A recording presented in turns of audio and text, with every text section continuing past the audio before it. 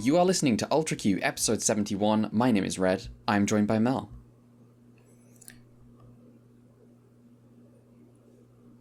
Time travel joke. I for a minute there, I fully thought I'd lost you. I was fully like, oh, we have to start again. Take me back to when the show was good there. That's what time travel joke. Yeah. Unfortunately, we can't. Coming up. Well, hang on. Well, there are a couple episodes. There's one episode here. I will say the episode I'm referencing is actually the good one, in my opinion. Yeah. Coming up, we've got reverse senzu beans, an inconveniently shaped satellite, and Hokuto's watertight, but I'll be really careful argument against the butterfly effect. Oh, he does not follow. No. To the letter, even.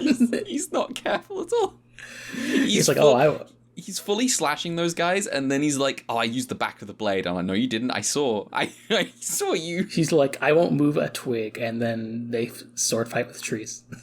He's so stupid. Yeah, before we get to any of that, first of all, no Brad this week. He's out. And it's just us two. I think he's probably like 1 or 2 hours away from me. Funny enough. Oh, that is pretty funny. Man.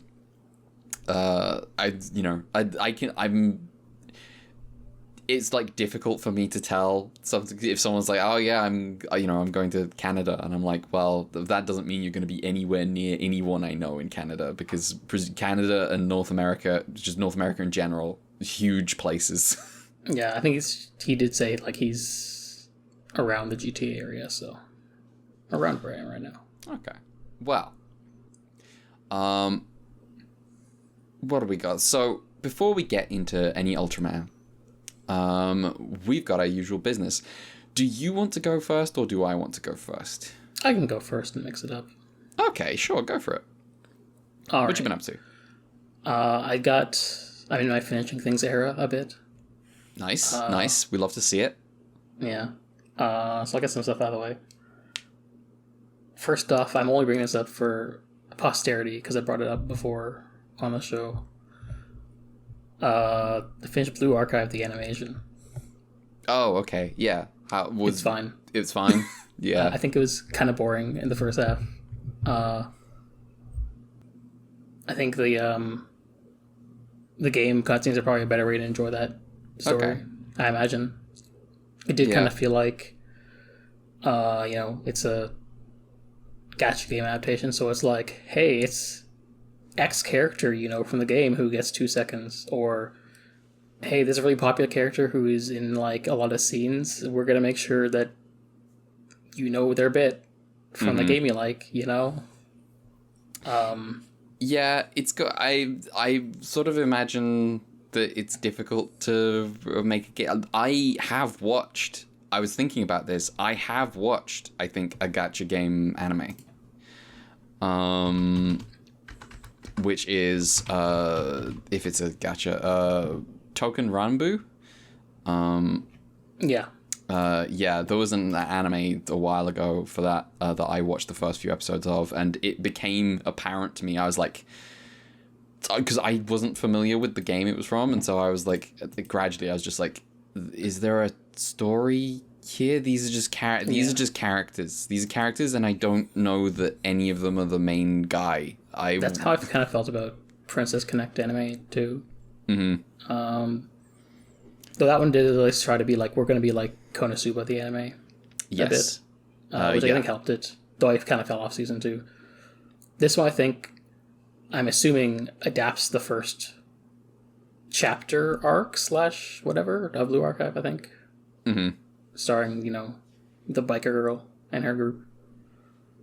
And it is strange the degrees to which is kind of like, for a game about girls with guns, very liberal about interpretations of like, you can't do crimes even when you're fighting criminals. Okay. Because the plot is basically like the school, the city they live in is divided into school districts, where each school kind of governs an area. But for whatever reason, the protagonist school of this one is just like 5 people, and it's all abandoned in the middle of a desert, and like all the land's been bought up by like an evil corporation that like use underhanded tactics to steal the land out from other and put them into debt. And there are a few times where they're like, well, maybe we should just rob their bank to pay the debt or something, or like take things back by force. And it's like, well, no, you can't do things that are illegal. Okay.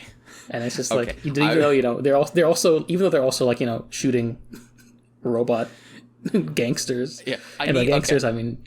Yeah, I sort of understand the instinct to be like, I would like my cool girls with guns to be a little more willing to shoot people.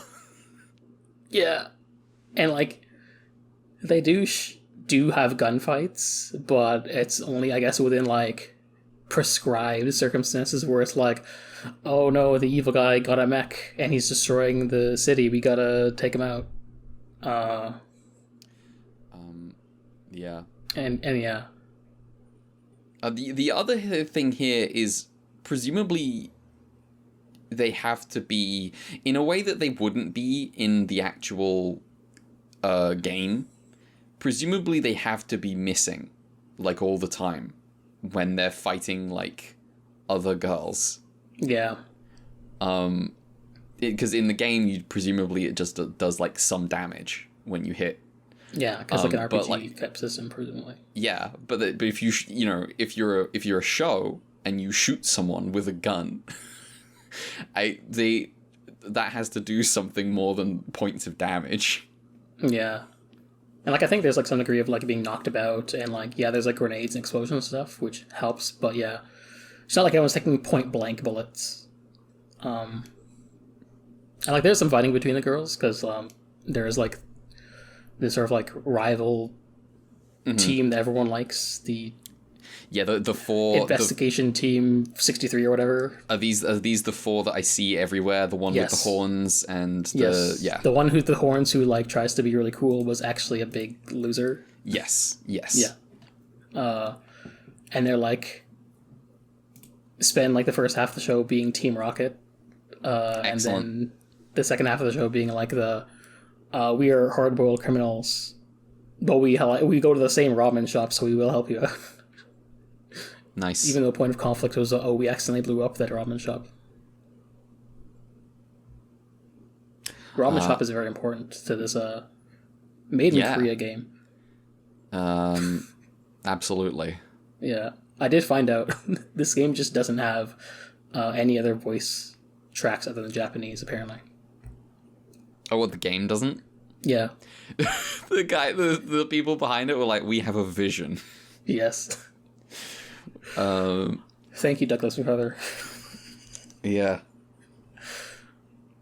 I will also say, I do think the anime for the most part, does a decent job of like avoiding all the girls who want to be Sensei's wife in an uncomfortable way. Okay. He's just there and nice for the most part. Being like, he's more like a friend, but he is like an adult in the room who's like, the responsible one. Being on Twitter in the run-up to like the reveal of like what the character design of Sensei was going to be was terrifying. Was just like people getting so angry at the various possibilities of what they could do with making Sensei a character in the anime. I was like, this is crazy. I did see a vocal faction that I was like, go for it. With who were saying like, what if Sensei is a woman? Wouldn't that piss everyone off? That would be great. Yeah, I think it's one of those things where it's unwinnable because the very nature of Sensei is supposed to be in the game and then you make him a real character. Yeah. In the anime, because you can't do unless you're very big brain, but you're not going to do this for like the thing is not necessarily that expensive. Have the anime from the first person's perspective. Oh my god. I'm about to Google Episode 3 of my go. I'm about to Google Sensei Blue Archive. Yeah. I bet the topmost image is not the guy from the anime. I bet it's that little sketchy doodle. It probably is. Okay, I'm also thinking like... Oh no, he's the guy with the... Okay. Oh, nice, Cultural nice. victory. Cultural victory for the anime. It reminds me... Did you know that like different Idolmaster anime have different like... Different managers? visions of who producer Oh, okay. looks like? I did not know that. Because I know like... I think the original one had like a kind of like meek glasses guy. Let me see. Because I'm not an Idolmaster fan, so... Mm-hmm.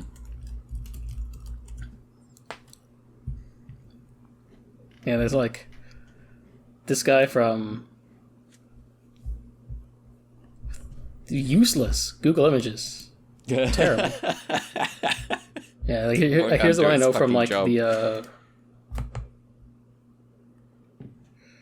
So I don't know what the Idolmaster fans think of these guys, but there's the one from the original anime. Let me see this guy. This is the most generic man I've ever seen in my life. And I think the much better option, Big Brain. I Clap is the one they picked for the Cinderella Girls anime. Oh my! This guy looks so good. This guy's amazing. He looks so stressed. Yeah, I think it'd be funny if the producer in the Blue Archive was like that too. But no, he's just nice. He's a soft boy. This is amazing. I will say that they absolutely should have gone with like someone who doesn't care about the fact that the girls are cute. They should have just gone with someone who's just like strict teacher. There is like one weird outlier where like in episode 11 there's like a weird scene with foot stuff that's like, oh, okay, I guess you had to put that in. I think definitionally in like Blue Archive, I don't think we can necessarily call that weird. I think this is like normal territory. Yeah, but in the context of the anime, where I think they sanitize a lot of that out, like the fact that that's like the one thing that comes to the surface is like the most. Oh, okay. You really needed to put that in there, didn't you? It's what they can. It's the stuff they can get away with. It's the stuff they can be like, officer, it's a foot. I don't know what you're talking about. Might be contentious if you knew what he did with the foot, but okay. Oh, okay. We won't discuss the feet scene. No. Okay. I did have to say it for like, academic record. Academic record. Okay. Yeah. I believe this is like, because this is Yoastar, I think, as well. They also did the Arcanite anime, and I have no idea if they're better. Mm-hmm. I've heard from some people say that like the first anime is like the better way to experience that arc, because in the game it's kind of a slog, but Apparently also Arcanite just doesn't have voices in the cutscenes. Characters have voices, just not in the cutscenes. That's odd. Yeah. Something's going on over there. Yeah. I guess Arcanite is in China, not Korea, but the studio. The scene, the gacha scene. Yeah. It's there's cross nationality pollination here. These games are all they're playing each other's games. This is like it's Yoshi P's playing WoW, and the WoW people are playing FF14. It does seem like a case where like Japan started making gacha games, and then at some point China just got really good at making them to the fact they're more popular than the Japanese games. What is the because it's like MiHoYo and I guess Arknights. I wasn't aware that one was China. Not really a contender, but I think Girls Frontline is also China, because I think it's former Arknight studio people. Okay. Yeah, I know that there was like an effort to crack down on stuff that was essentially going to kind of end the gacha industry, and that didn't go through because the market has sway in China. Yeah. Yeah. Rip. A few compromises there. But we'll get through it. Yeah. You know, live and learn. I think that's definitionally what you're supposed to do. Yeah.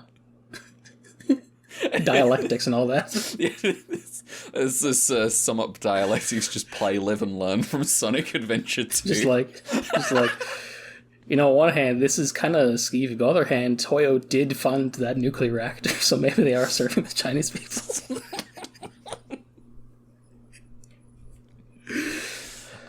Yeah. It's all this compromise all the way down. Deng Anyway. Xiaoping was just like, yeah, this is exactly what I meant, actually. This is exactly...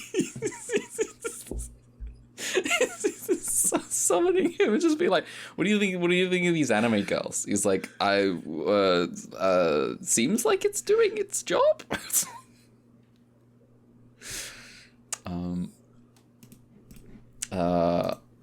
Alright, well, I actually squeezed more blood from that stone than I expected, but... I'm just gonna tell you now, I did just watch the scene on YouTube. I now see what you mean. Okay. You understand. I understand. And now the audience can know that's also on YouTube, apparently. I'm gonna tell you, it was pretty funny. It was very immediate. It is funny, but it is also like, oh, okay. Yeah. It's a little, you know, can't help but raise the eyebrow, but that's, you know. No, exactly. All right. Anyway, moving on. To more wholesome territory, really. I finally finished Detective Conan Season 3. Oh, sick. Yeah. Has he solved it yet? No. Okay. I think we're still not even a tenth of the way through where it's currently at. How many episodes are you at now? Episode 82 out of 1,000 something. Damn. Again, mostly, you know, more cases, more of the show, you know. Main highlights being, first of all, Hattori, the detective kid from Osaka, who got introduced in Season 2, through various circumstances did find out. Now he's in on it. So they collaborate on a couple cases, so that's fun. I think it's, you know, not just expanding the cast, but expanding the circle of people who are in it. I think, you know, makes things interesting. I would just like to briefly say, it should be made illegal for Wikipedia to default to the English names. You mean Jimmy Kudo? Yes. This is outrageous. Just because the manga can't get with the fucking times doesn't mean that we have to accept this. This is... yeah. Anyway. Ran's name being fully English in the English version is somehow less ridiculous than Shinichi being called fucking Jimmy Kudo.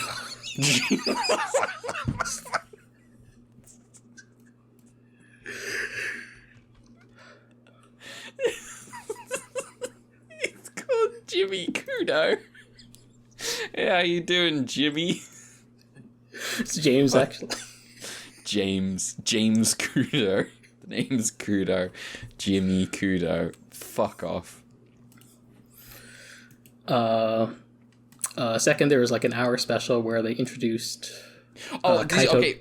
Briefly, before you say this is outrageous once again for another reason. If I open the Wikipedia page for Jimmy Kudo, the article reads Shinichi Kudo, known in some major English adaptations as Jimmy Kudo. Fuck you. Yeah. All right, continue. Yeah, there was an hour special where they had introduced Kaito Kid, who's the resident phantom thief. Okay. Necessary. My understanding is that Kaito Kid was a manga the guy did first before Conan. That was big for a while, but went on hiatus. And then I guess Conan took off, and so he just like folded Kaito in. Mm-hmm. Extremely funny looking, like Kaito's real identity looks kind of like Shinichi, and also he has his own girlfriend who's like Ren. It's like, okay. That's pretty good. Yeah, I'm looking at Kaito Kid right now. This is this is Shinichi. This is the same guy.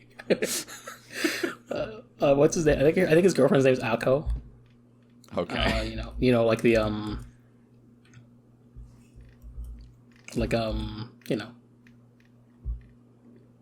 Mm-hmm. whatever. I got a picture of her. It's gonna be so weird when I get to the Digipaint era of Conan.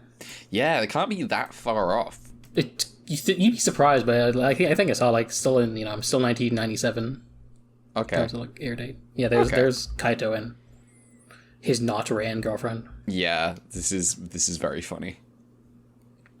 I assume at some point, given how long Conan goes, that at some point they do have to do the episode where they all meet and realize they look just like each other. That'd be really funny. We'll see what happens. On a long enough timeline, it has to happen. Yeah. And the timeline's fucking long enough. Yeah. Well, technically. Dude, shut the fuck up. Technically, the timeline is less than a year. Yeah. And the final highlight of the season is the season finale is I'm gonna put a video in this here for you to look at. Finale featuring a cameo of / guest starring the Hot Pop sensation 2 Mix. Hell yeah. Which means, as you can see in this video, you get the very delightful exchanges where you see Conan's voice actress has to play both Detective Conan and also herself. That's great. There's a great scene in, because I was not aware of this, but like I finished Lucky Star a while ago, and there was a great, most of the time I'm like, oh, Lucky Star's okay. When the Lucky Channel bit's happening, I'm like, this is great. But there was one bit in Lucky Star where Konata was playing the role of Haruhi, yeah, in like her maid cafe, her cosplay maid cafe, and puts on the Haruhi voice, and I didn't know it was the same voice actor, so I went, oh, it's you. you do her as well. Okay, I didn't know that. That's cool. It's a fun gag. There's like one season of Precure, Happiness Charge, where one of the villains is voiced by Koyasu, and I have no idea if this was intentionally a reference, but he does just go Muda Muda at one point, and I was like, oh, okay. That's fun. I mean, when was Happiness Charge? 2014. So it went after Phantom Blood, I think. Oh yeah. Cool. That's definitely, they're playing with that. Like it was kind of like a really it was like a really throwaway line that they didn't call attention to, which is why maybe I'm like, but also it's kind of very on the nose. It's really thinking about when the David production JoJo hits. It's really funny how late in the game Dio got like an iconic voice. Well, I guess there were games and stuff as well, wasn't there? I mean, there was a Stardust Crusader OVA, but like, not Koyasu is just him. Yeah, that's for all time. That's him forever now. And yeah, Conan Watch continues. I found out that there's, for like the first 200 or so episodes, they've actually been doing like, sometimes every year episodes is HD remaster, so I'm like, well, maybe I should just go get those, because they look better. Oh, okay. Just, comparing. How often would you say you're getting like cases that feel new? There's an example screenshot. Oh yeah, this looks. I feel like it's hard to say, because I feel like there's definitely sometimes it feels like there's a formula. Mm-hmm. And I complained about this on Twitter. There's sometimes a really trite example of a case where like they cast a killer, and like within the last 2 minutes of the show, they go explain their backstory of like why the victim kind of deserved it, and how their life was ruined because of the victim, and then it just kind of like ends the episode with that without any actual like follow up on that. And I'm like, wow, this is like the worst one of those, because just like you should have set that up. You know, if you're gonna make the culprit sympathetic and the villain kind of like made to be out to be a bit of an asshole, then you need to like lay the seeds a bit more. And I haven't been keeping track necessarily of like which ones are anime only and which ones are like manga original. Are you getting a feel? I think my impression is like, you've mentioned this before, yeah. Yeah, my impression is like the manga cases are usually the more manga cases are probably gonna be the better ones on the whole. And also those will be the ones that are like more plot relevant and call back to, probably. And the anime cases are probably gonna be like coin toss. Because like I think, you know, some of them are just gonna be fine. You know, this is a good case, decent enough, fun enough, standalone. And other ones are just gonna be like, yeah, this is a filler one, kind of more in the sense of the term in a way. I wonder if it'll get to the point where that switches. Because like, you know, if there comes a point where the manga has been going so long that like new writers on the anime will have more original ideas than the manga does. That's interesting. It would be worth seeing. I feel like I need to like keep track of which ones are anime original and which one are not, but also I'm like, that feels almost like getting to the filler tracking territory, even though I'm not recipient. And so at that point, you hit the temptation of just skip that. Yeah. And it feels like, you know, it feels like it gains the spirit of the thing when it's like, you know, it's not like Bleach or even like Dragon Ball, but like, you know, you're here for the cases, so, you know, some are just gonna be duds. That's fine. It's like, it hasn't been anything where I'm like, this is bad and I am upset that I watched it, or there's like, I've mostly just been like, it's okay.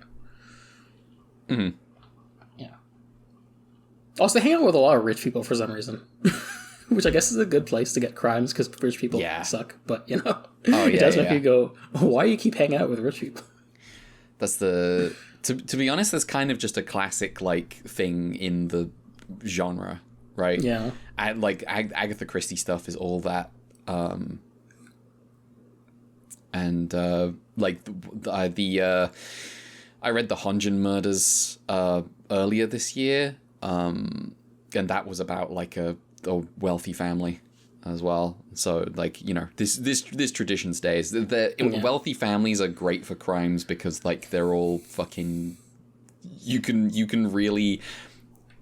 play with like their whole like social expectations and stuff. Yeah, and like things with inheritances and also just petty gripes. Arranged marriage, etc., etc. All sorts of stuff. Yeah. But yeah, Conan will proceed until morale improves. Conan will proceed until morale improves. Thank you very much for the Conan update. And one last thing. Case still not closed. Continue. Still not closed. Confirmed. There's probably a new episode coming out this week or something. Yeah. It is funny. I think at some point they're just like, they just start in the broadcast including old episodes and remakes or remasters of old episodes, just to be like, yeah, we don't have to make a new episode every week. That's pretty cool. Obviously it doesn't affect the episode number count, but you know. But yeah. Final thing. Really feeling my finishing things era. After technically starting it 2 years ago while I was airing. Oh my god. Anyway. I finally finished Digimon Ghost Game. What's that? So it is the most recent Digimon anime to air on TV, following up for what I heard and what I experienced of 7 episodes, extremely boring Digimon Adventure remake from 2020. But Digimon Ghost Game's gimmick is that, perhaps that's what I think for the title, is that it tries to mix things up by going for a horror anthology route. Ooh. For its Monster of the Week stories. And they actually do a pretty good job, I think, of like leaning into it and going all the way with it. That's good. Because like the setting is like, there's like new hologram technology, But like, there's like urban legends come up around hologram technology, which leads to things being called hologram ghosts. And guess what? Those are Digimon doing Digimon things. Sound like Digimon. And they, do things that like fuck people up in different ways, leading to horror story scenarios like, oh, this woman is like hypnotizing all the cats and making them arrest the humans or something, or like, oh, this spider Digimon just eats people. There's a lot of like running the gamut between like scenarios that end with like, oh, the Digimon was like, it just doesn't get the human world, and then they like talk things out at the end. It's like, okay, don't worry, I'll be cool. And then sometimes it's like, no, this guy's just a bastard and is doing really evil things and needs to die. Lol. This 67 episodes, just like a long, and I watched it spread out over like, a long period. It's kind of like hard for me to remember like a lot of specific cases, especially because I kind of binged the last ones, so it's kind of like. But yeah, there's definitely you get a lot of using like, oh, Digimon can do supernatural things, and those supernatural things can like mess with people. Sometimes like leading to weird things happening, and sometimes leading to like possession and stuff, and sometimes just leading to straight up body horror. There's also like some of them just evil, and you have sort of, it's a very straight Monster of the Week show where the plot doesn't really kick into gear and like till the last 3 episodes kind of show. So I feel like I don't have the firmest grasp of like if the characters grow much, but they have like, it's kind of like the Ultra Q thing where it's like they have distinguishing enough identities that they can fit them into different weird scenarios and they still are fun and effective, I think. Because you have Hero, who is protagonist boy, and what all it comes with, and his partner is Gamamon, who's basically this generation's Guilmon. Nice. Like the Scrimblow. And Gamamon's gimmick in the early part of the show was he could have like 3 different forms he could evolve into before he gets his upgraded evolutions. Okay. Then you have Ruli, who's like the girl. Yep. She's like, I think she's like a kind of like a TikTok person or Instagram person. But her thing is like she's really into like ghost stories and urban legends, and so she's like into following that stuff. And that kind of like sometimes leads them running into like, oh, here's an urban legend, let's look into it, and then they find out it's a Digimon. And her partner is Angermon, who's like a big fluffy bunny guy who's, for whatever reason, at the end of their episodes spouts like purple prose nonsense that's supposed to be poetic. Okay. And he kind of evolves into like a martial arts guy. And then finally, my favorite duo, you have let me just remember his name, because his name was a long one. I'm sorry, I feel bad not remembering his character's name when I'm like lol. Kiyoshiro, voiced by Akira Ishida, Athens Zella, some scare. He's like boy genius who, for whatever reason, got like has like a degree already, but he's also like he went and got a degree in America, but because he's an otaku shinobu, he's an otaku chuni, so he moved back to Japan to experience high school life because he's a loser. That's great. That's fantastic. And also he's also the resident really afraid of ghosts guy. Good. And his partner is Jellymon, who is she is like a flirt and a tease, and also absolutely likes to put upon Koichiro, and their dynamic is good. Nice. And yeah, they all bounce off each other and go and solve Digimon crimes together. And it's good. Later in the show, there's like another Digimon who shows up called Espibon, who where like the kind of like a main plot is kind of like Hero's dad is missing, but like left him a Digivice with Gamamon, and he's like, "What the fuck does my dad know about Digimon? What the fuck is this shit? And why is he in the digital world?" And Estimon comes in and is like, "Hey, I'm looking for Hero." But because of Estimon as a Digimon, Hero's dad was like, "Oh yeah, Hero looks just like me." And he sees Hero's like, "Well, you're not the real Hero because you don't look just like your dad, identically." Lol. And so the running gag is he always calls him fake Hero throughout the show. And there's also like Gamamon has like an evil, edgy evolution called Gullus Gamamon, who's kind of like the, every once in a while, sometimes you just go, Shadow the Hedgehog mode when your friends are threatened. And in the final arc of the show is basically about that, how that configures and everything. And, it's fine. I think you have to adjust your expectations because this is a mostly Monster of the Week show, so the degree to which the plot is kind of rushed at the end is like... I kept my expectations in check because I've been watching show Ultraman, so I know how it is. But also, there's a degree to which the final episode is like... They have the final battle, and it's really cool, and then there's a lot of exposition in like the final half of the episode, and I'm like, well, you could have spread this out a little bit more, probably. But the penultimate boss is voiced by Shuichi Ikeda, which is fun.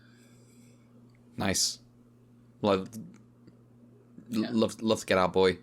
Yeah. He voices like a Flower Knight guy. It's cool. He's not our boy anymore. He's an old man. He's an old man. He's more a boy than fucking Amuro. Jesus Christ. Yes. This is this is simply get fucked Furuya. All my homies hate Furuya. Yeah. But yeah, it did get me... It is nice to finally be, like, done with the show after, like, forever. And also just as we go, like, damn, I want to watch more Digimon now. Like, this put a better taste in my mouth than, like, the end of Tamers did. Yeah, your Digimon pilled. Well, the end of Tamers is genuinely just fucking atrocious. Yeah. Well, let's just talk about Fate for a bit. The back half of Digimon Tamers is such a fucking letdown. This was your fate. No, it's Tsukihime. God. Yeah, I should get to Adventure in 02, and I'll see from there, but, 02, lead writer is the Fresh Precure lead writer, which is nice. My evidence that Fresh Precure is good is to people who've watched Digimon 02. I'm like, hey, you should check out this Magical Girl show. Yeah. All right. Careful of whoever wrote Digimon Tamer stuff. He's everywhere. He's everywhere. He did write some decent shows. Yeah, like the Big O. Yeah. Well. But yeah. Do you have any more about Digimon? Yeah, I was just gonna say I wanted to watch. I kind of got on to watch Adventure since we finished Tamers for GGP, but also I'm like, well, I have Ghost game unfinished, so I'm not gonna watch Adventure until I finish this, and now I finished that, so now I'm like, well, okay, I can watch Adventure whenever I want. Probably not right away, just because, I want to finish other things first, but, Wow. Let me take advantage of my finishing stuff era to finish your stuff instead of starting new things. Yeah. I was like that too. I've currently given up on finishing El Gaim and Kuga. They're too long. I will get back to them. For now, I've just they're gotten on the lucky that I have my current job as remote work, which lets me just put a second monitor on and watch stuff. Hell yeah.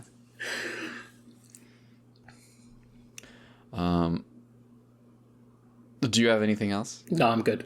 All right, sick. Let me tell you about a legendary game that has been Electrosphere. Ace Combat 3 Electrosphere, a game that we did not get in the English-speaking, like the English-speaking fan base did not have a way to play Japanese, the original Ace Combat 3, because when it came time to bring Ace Combat 3 over here, the localization team...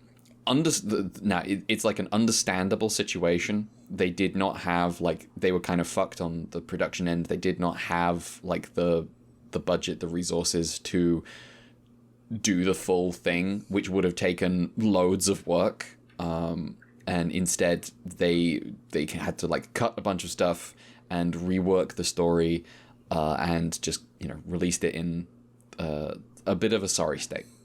So can I just make an interjection right here? Yes. And by which I mean confession. You said you were going to finish Electrosphere this week, and so I was like, wouldn't it be funny if I also tried to do that? And then I played like a level each of Ace Combat 1 and Ace Combat 2. I'm like, well, that's not happening this week. Okay. That's my story. Oh, Ace Combat. You can continue. I can continue. So yeah, I played Ace Combat 3. It is a game, you know, there was a fan translation that's been kicking around for like a year or a couple of years now. Excuse me. And thank you very much to that team for making Ace Combat 3 available to all of us. However, now that it is no longer a legendary game that I can't play, it is now a game that I can play and realize is in many ways kind of disappointing. Oops.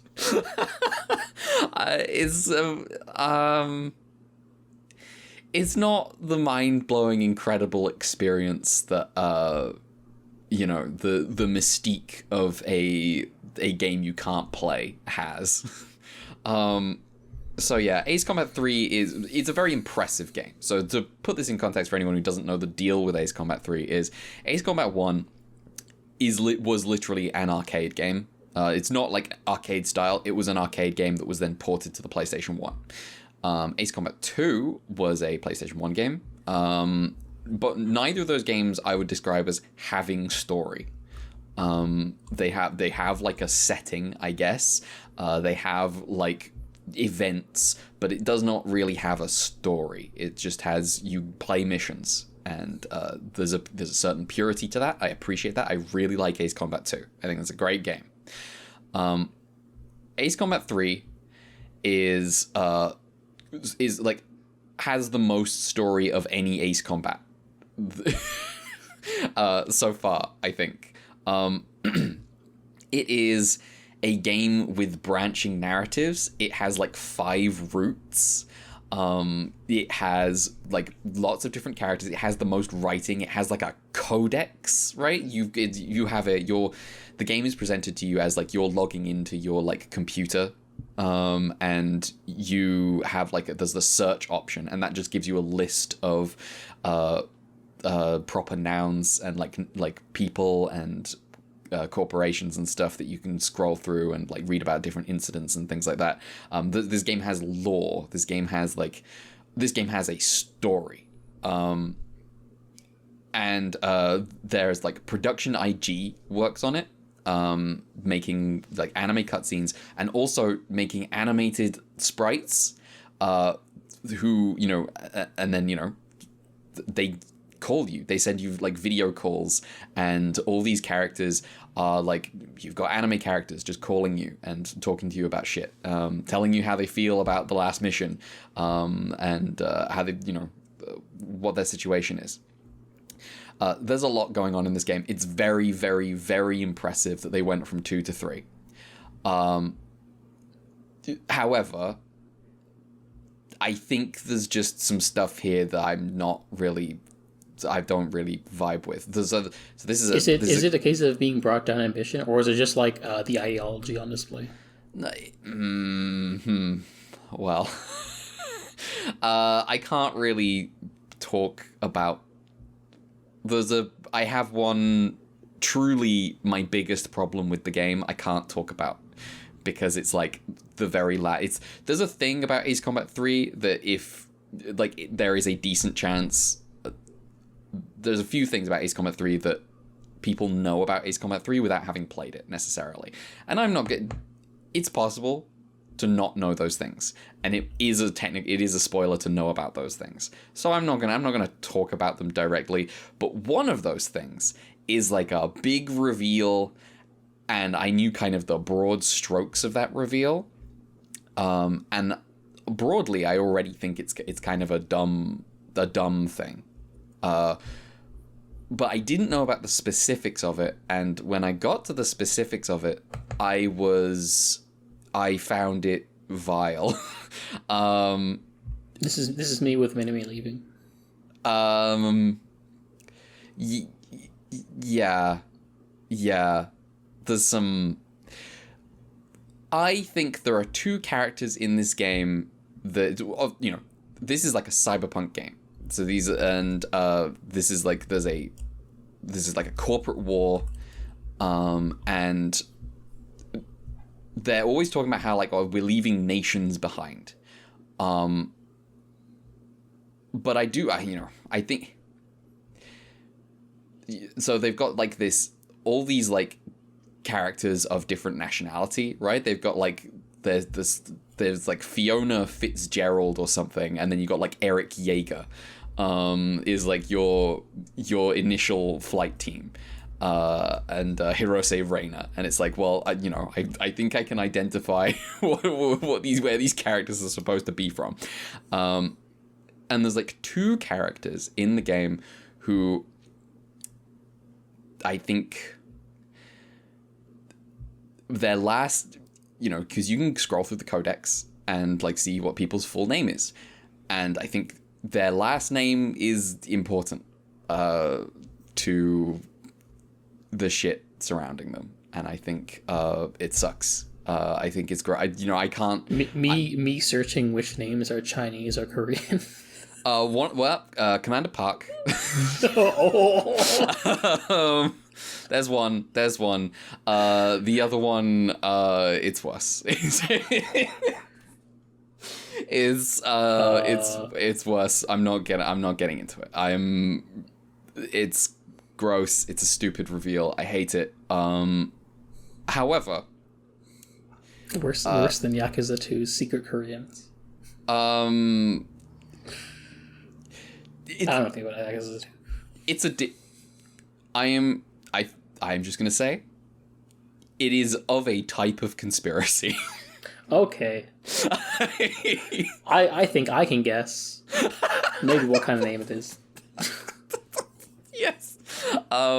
It's I don't like it. I think it's really bad. I think given the context of what the reveal is and like what it is like a metaphor for, I think it makes the reveal like even worse. I'm like, oh, this is just, oh, okay. No, this is terrible. Why would you do this? I mean, I know why you'd do this is because, but anyway, and it's a shame because I think like the general kind of tone of the game prior to that is pretty good. I think I have problems with like the cyberpunk plot because I think it's generic. I think it's really unimaginative mostly. And that would be less of a problem, but it consumes a couple of characters that I like outside of that context. So there's like Abyssal Dijon and Hirose Reina are characters that like I enjoy in like the other parts of the game, but like they get wrapped up in the cyberpunk plot, and I think it's kind of like it's kind of a waste, which is a shame. But I do think there's some. I did get to like there's one bit in the game that is so galaxy brained, like such an amazing thing to put in like as like a cyberpunk plot in your game, and I was like, okay, it was all worth it for this one thing, which is so stupid, and I love it. Fantastic. And like. This is all I'm talking about this because this is all like the appeal of the game, because I've got the like core of the game is it is an Ace Combat video game. I like Ace Combat. I have played all the numbered Ace Combats. I'm quite familiar with the formula. I'm quite familiar with like how they play. Ace Combat 3 I do not think is up to par. I think the lock-on, there is like the lock-on in this game auto switches to other planes, like a lot. Oh, and it's really annoying. It's really frustrating. I can say this after like a bit of playing Ace Combat 1 and 2. I'm like, oh, I don't know if I know what I'm doing, but it's nice to have the lock on. Yes, the lock on is good. I think they switch. I can't remember if the Ace Combat 2 has like what I would these days call the classic Ace Combat UI, but Ace Combat 3 has a slightly different UI. I don't have a problem with it. I think it works fine. But the lock on is frustrating. I think late game enemy planes are able to like dodge missiles with like slight turns of the wing. Meanwhile, enemy missiles in this game are the most vicious they've been in any Ace Combat I've ever played. They have been hitting me at angles that I have never been hit at in any other Ace Combat. They were so reliable at hitting me. It was wild. I was having to do like nearly 180-degree turns to escape them. It was crazy. I think. What else did I have? I've got this somewhere. I got this written down. I think I complained about it on Twitter. Let's see here. Somewhere.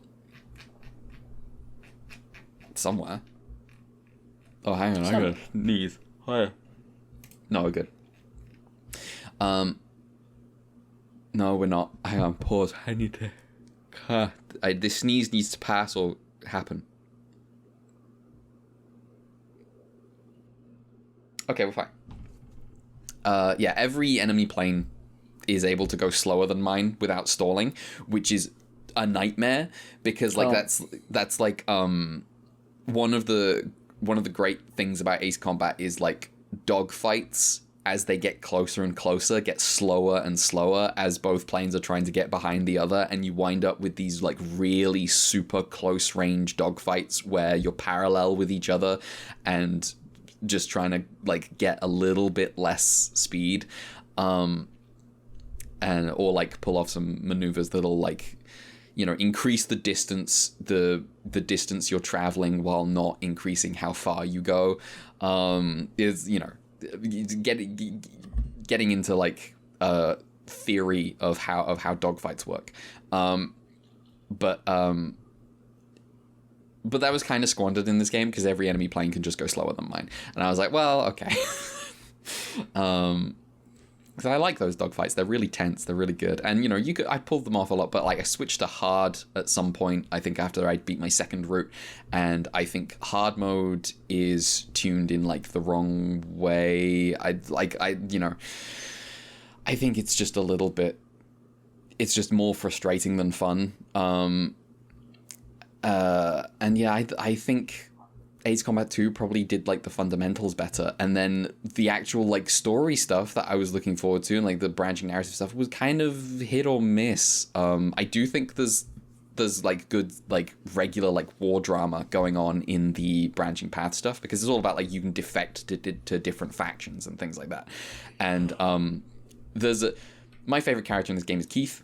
Abyssal Dijon is a character in this game, and he has a wingman called Keith, and Keith is the coolest guy in the game.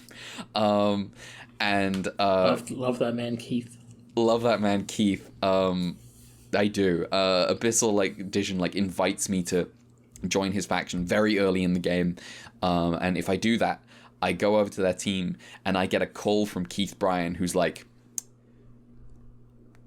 we were doing fine before you came along. Don't get between me and Dijon. I'm like, yes.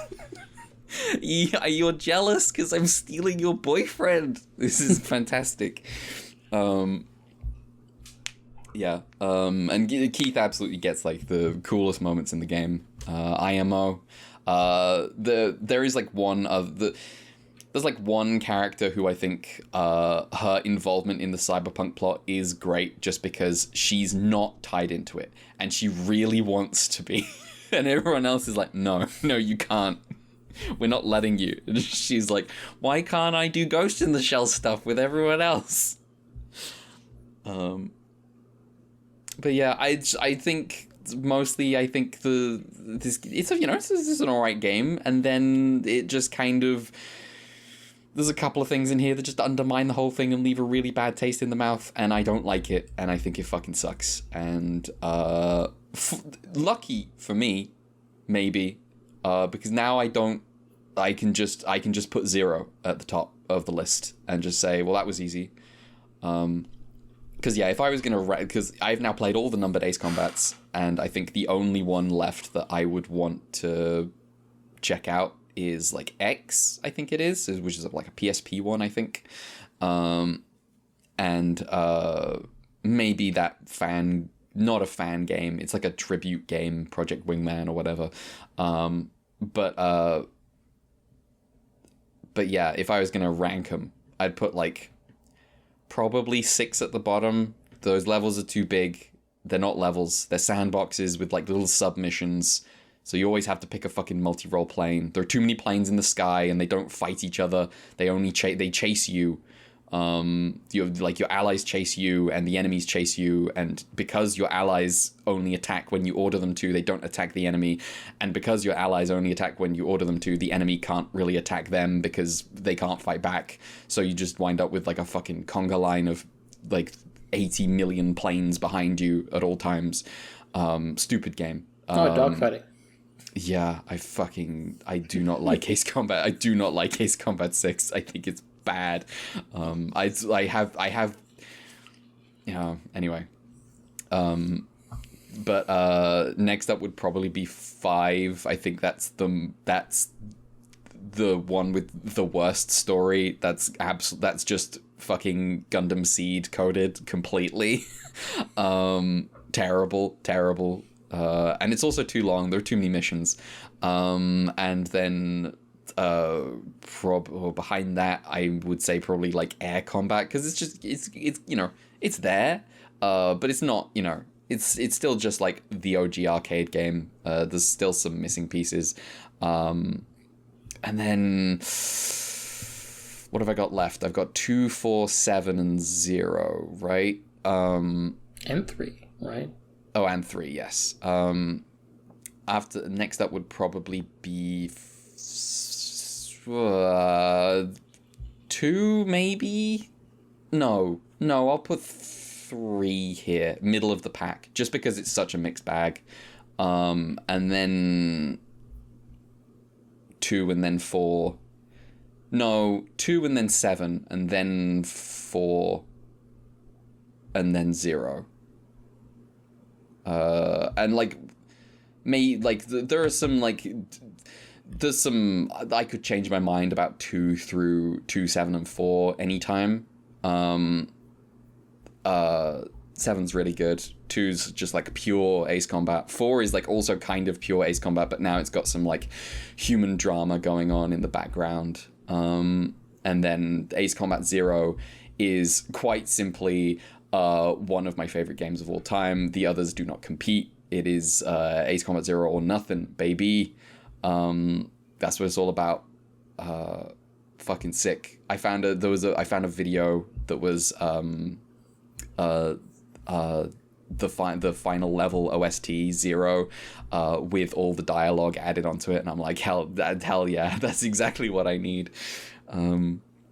That game's fucking good. Big stupid, mad stupid, fantastic. I will need to replay that at some point, because there's a lot of boss fights I didn't get to play. Yeah, Ace Combat, good. Nice. Series. Shame that Electrosphere has come out of its mystery box and revealed it to be more mid than I was hoping. Did they find the Electrosphere? Yes. Okay, cool. That's all I need to know. That's all you need to know. Honestly, Electrosphere, good name for the net. For like the cyberpunk neuromancer net. That's good. That's us. In which case, we can move on. We got some Ultraman Ace to talk about. Let me take a drink right here, and then I'll tell you about episode 44, Setsubun Scary Story, Sparkling Beans, featuring Demon Choju Oni Devil. They really need to squeeze in one more one more scary story. Scary story that wasn't winter horror series. It's not winter. Now it's themed after the beginning of spring. It's like, even though I think it's February, probably. Yes, it's in Februry, but it's Setsubun, I believe, is supposed to be like a beginning of spring like festival. Is like the idea behind it. At the orphanage, remember there's an orphanage. A guy called Ichiro is showing off his martial arts skills to the kids, breaking bricks, etc. Today is Setsubun, the beginning of spring, and people eat as many Setsubun beans as their age. That's the idea. Or, how as many as you like, if you're not fussy. Hokuto brings beans to the orphanage, and they get struck by lightning. The beans, not the kids, not the orphanage. The kids throw the beans around and eat them, and Ichiro finds a rare-looking red bean. He eats it, wishing to win the nationals, and immediately loses all his strength. He can't even break a wooden board anymore. Back at base, Kono demonstrates his incredible strength by pushing around the new experimental weapon, Golden Hawk, and then Hokuto arrives with the beans. The crew eats up, and Kono and Hokuto both get a red bean, and both lose their strength in their arms, but conceal it. The Choju Oni Devil appears, and the crew launches to attack, but Kono can't even lift his helmet. He and Hokuto can't pilot properly, and the attack is disastrous. Hokuto turns into Ace, and Ace is missing all his strength. He gets his ass kicked and retreats, and Oni Devil vanishes into lightning. Hokuto and Kono are sent to recover in hospital, despite their protests, and there they meet Ichiro, who is suffering from the same mystery affliction. Hokuto urges them all to train in secret on the roof to recover their strength, and when the crew finds out, they're like, are you fucking stupid? You're going to injure yourselves. Hokuto meets Ultra 7 in his dreams, and 7 extracts the bean by spinning Ace around really quickly and shooting a beam at him. Hokuto is cured. Ultra 7 knows what happens when you are feverishly ill on the job and threaten humanity. The Moroboshi Dan in there just like, bro, you don't know what it's like. Last time this happened to me, Paris blew up. It's fine now, but it's fine now. No confirmation on Moscow yet. That's like we've had New York as well, but we haven't had Moscow. So still no Moscow. Schrodinger's Moscow. It might not be there anymore. I'm sure the writers have particular opinions on that.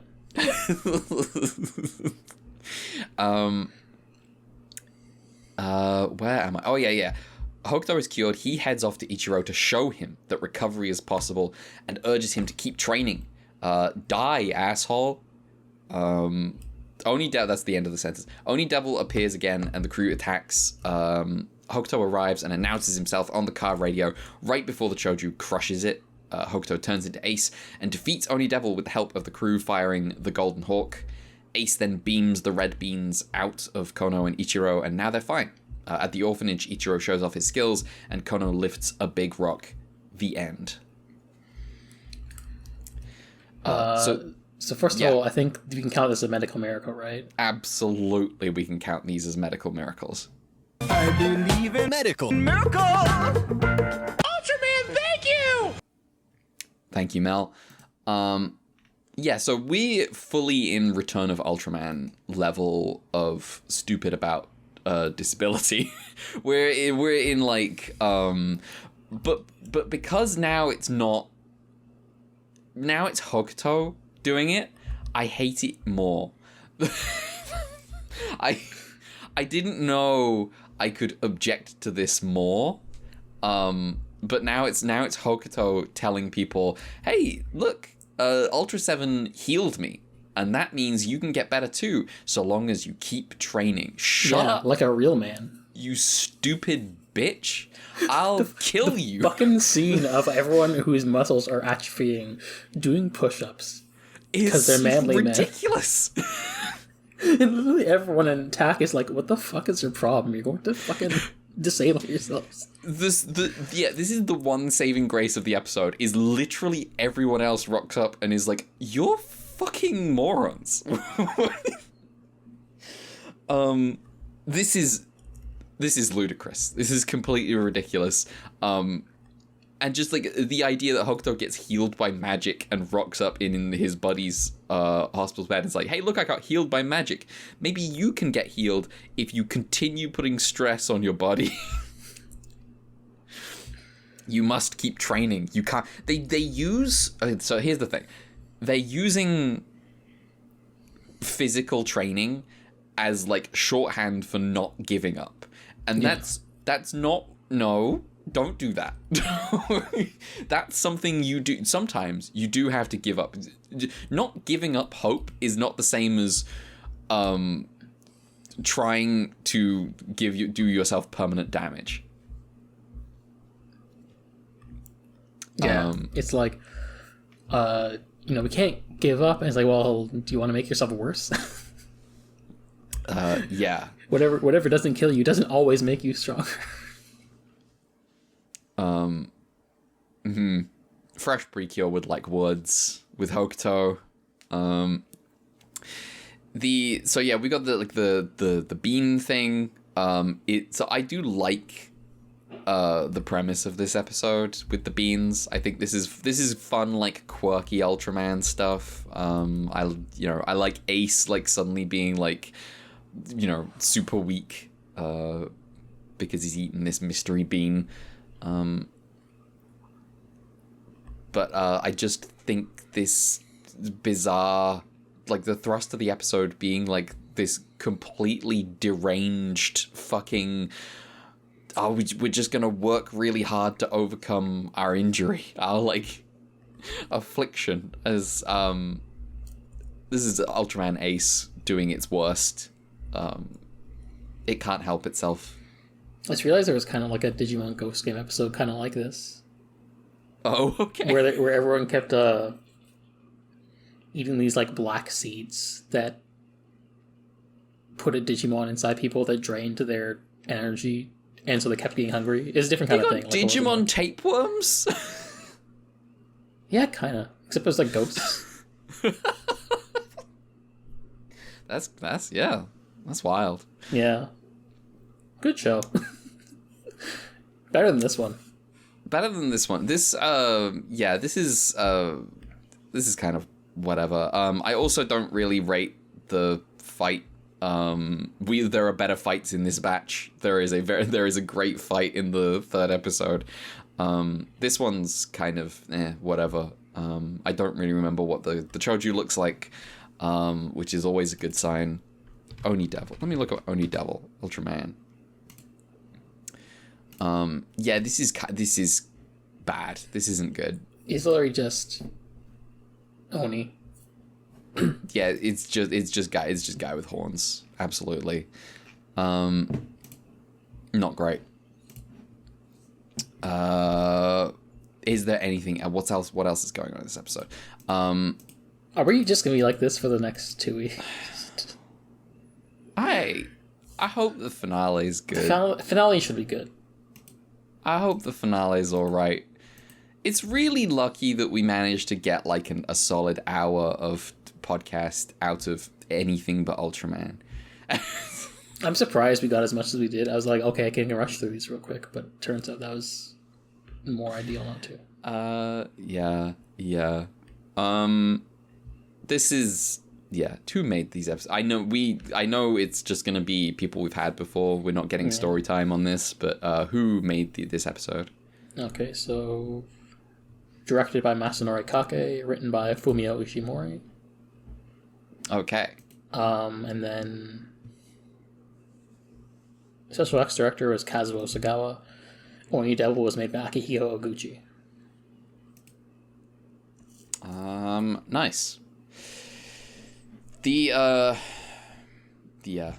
don't fucking know. Anytime Kono's getting to do silly stuff, I'm like, yeah, this show could be good. Yeah, I found out last week that apparently Kaji's actor originally auditioned for Yoshimura, which makes what happened really funny. That's so good.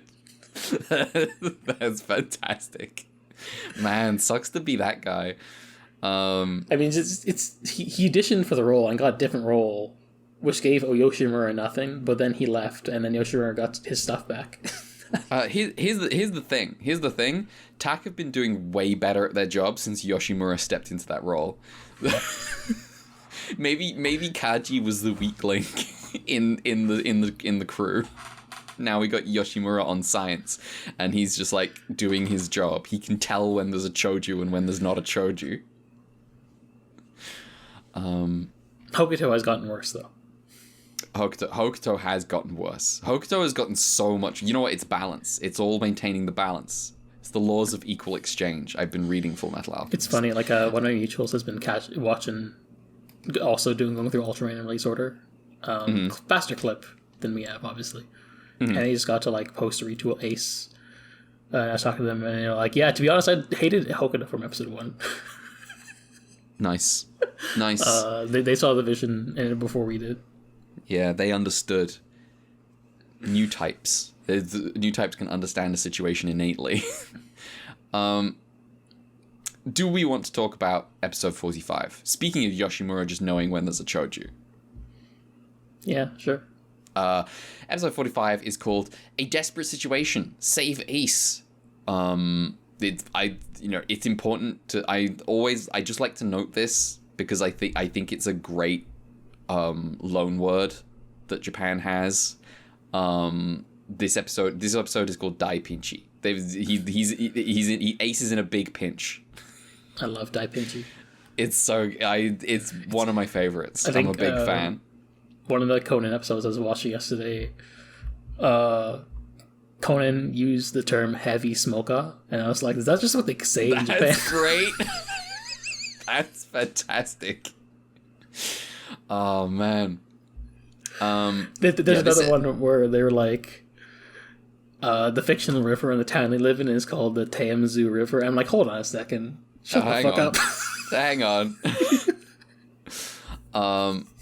So yes, Dai Pinchi Save Ace featuring Gas Choju Gas Gigon. A weird space gas attacks the satellite Jupiter 2 and the Earth loses contact. The crew are on alert, hoping to catch the satellite before it falls to Earth. Yutaka, a kid who loves stargazing, makes sure to keep an eye on the sky for the satellite using his prized possession, his telescope. He spots the satellite falling, and he and his dad track it down and see that it has fallen among a bunch of gas tanks. And you know what? It kind of looks like a gas tank itself. They call the cops, and the cops arrive and go, "Hey, where's the satellite? I see gas tanks." Yutaka's dad smells of booze, and the cops go, "Ah, okay. I see. Good night, fellas. Don't call us again." Yutaka figures the next step is to call TAC. TAC are ready to believe this kid. I am shocked. Honestly, they should have promoted... Yeah, like I was saying, they should have promoted Yoshimura to this science role way earlier. He knows when shit's going on. Yoshimura arrives on the scene. He can somehow intuit when an alien is from the Leo constellation or something. Yes, Yoshimura arrives on the scene and confirms that what Yutaka found is Jupiter 2, and then pulls out an instrument and goes, "I detect life. That can't be right. A choju must have made Jupiter 2 its nest." The crew is on the scene immediately and start trying to figure this out, because this is a bit of a tricky situation. They're in a big pinch themselves. They can't attack now because of the gas tanks. They could empty the gas tanks nearby and then attack. They do this, but the choju absorbs the emptied gas and heats up. It's like the satellite is the choju's egg, and that gas was the energy it needed to hatch. The choju gas gigon bursts out of the satellite and starts destroying the nearby houses. TAC can't do anything because gas gigon is filled with gas. Attacking it might cause a huge explosion that could destroy the city, according to the captain. That would be a very big explosion. Yutaka's house and telescope are destroyed, and he's furious with TAC. TAC are useless. They can't do anything. Aren't they supposed to fight choju? Captain Ryu assesses the situation and orders the crew to head back to base and deploy with gas neutralizer while Yamanaka holds the choju off. They do this, and once the neutralizer is used, Hokuto turns into Ace and the fight is on, but the gas neutralizer starts to fade, and Mikawa says, "Ace can't use the metallium beam," so I'm taking that L. It's the metallium beam. Finally, for the first time in the show. They might have mentioned it back in the episode where... but the thing is, they don't give Ace Killer the metallium beam. They give it the beam of all the other ones. So this might be the very first mention of the metallium beam. The solution to this problem is Ace grabs Gas Gigon, flies it to space, and the crew follow behind and blow it up. Job done. Later, Hokuto visits Yutaka at his new home and gives him a gift. It's a powerful lens for his new telescope. Yutaka looks at Hokuto through it and says, "I see Ace," and Hokuto is startled. "Ah, just kidding," says Yutaka, and they both laugh. The end.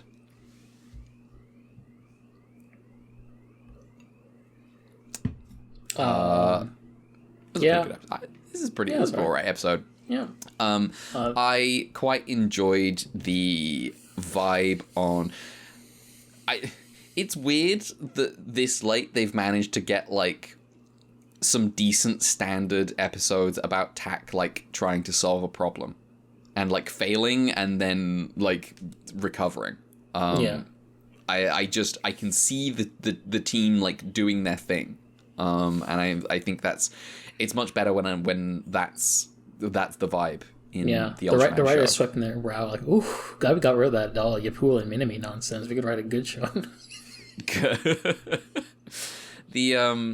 I like sort of like the just like very simple stuff like, okay, we can't just attack this shit. We've got to empty out the gas. They do that, it causes a bigger problem, and they go, okay, we've got to sort this out. I enjoy that. I think now that they've brought Yoshimura up into this role, I think he does it well. He's got like a good sense. He's like serious in like a really good way, in like a way that really balances out the team. Because we got like Yamanaka, who's like really brash. We've got Kono, who's goofy, and we got the captain, who's like, you know, stern captain, obviously, and Hokuto, who's like hero coded. Woman. Mikawa is woman, obviously. Mikawa has kind of been, now that there aren't two women, Mikawa has been demoted to woman. Yeah. Because you know, you can't divide the role. You can't you can't have her be her own thing. She's now a woman, standard, default woman. But yeah, I think Yoshimura is. I now can't imagine this team without Yoshimura. He's good. And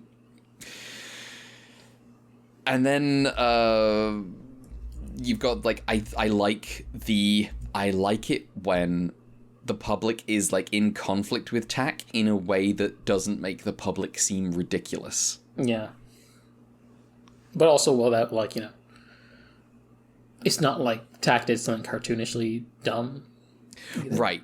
Yeah. It's like like this was an entirely reasonable play, and that, you know, they just happened to be stuck with the gas kaiju. Mm-hmm. I think it's good to thank you. You're about to be kicked from the podcast. The gas terrible monster.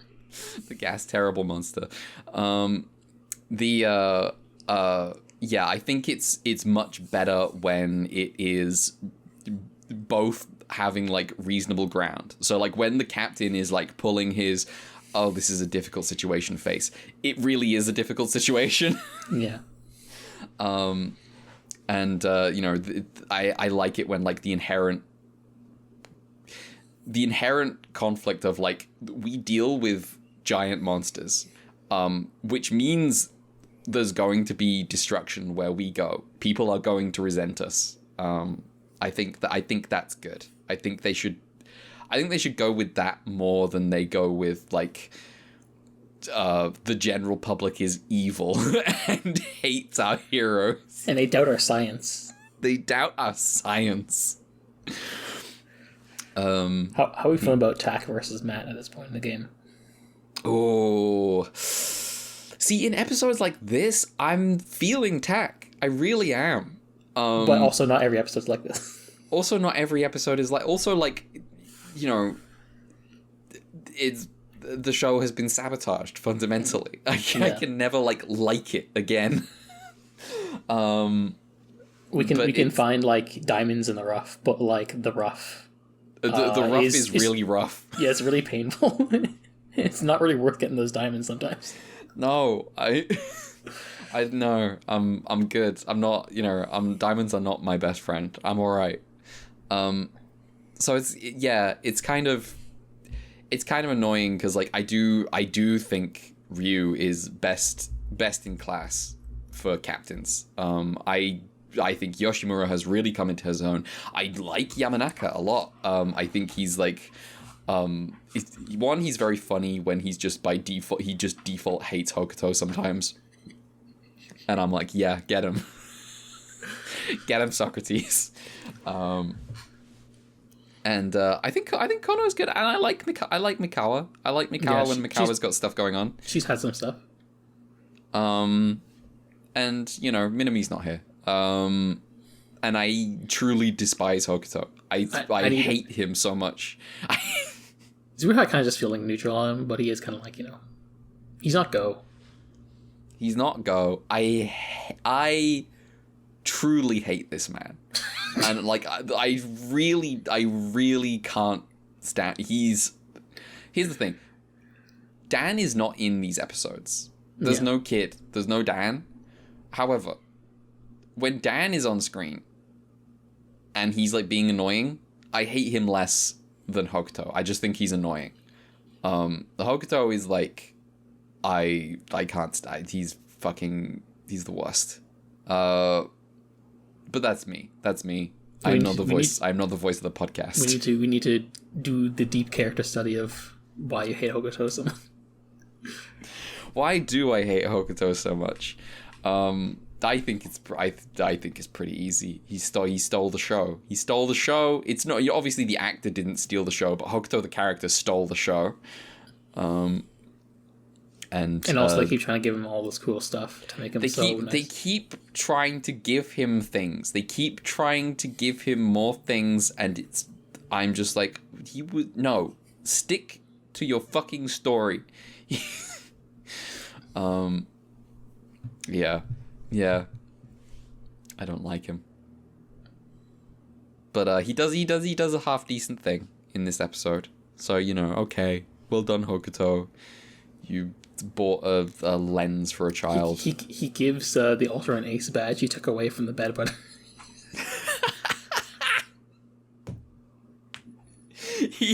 he invents a reason to get mad at the last kid he gave that badge to every time he wants to give it to a new kid. He's like, well, he can't just make another one of those. He's like, no. He's only got one. Even though he got it made at Staples. Yeah. Cost $2. He's just got the one. He's like, I'm not made of money. You think Tuck pays me like that? Jesus. You seen the apartment that the captain lives in? It's a pretty small apartment. Yeah. Pretty nice apartment, but it's I have questions about their salary, because they are like the most important guys in Japan. I have to wonder how average Hokuto's apartment is. Yeah, Hokuto's apartment is better than Captain Ryu's. What's going on?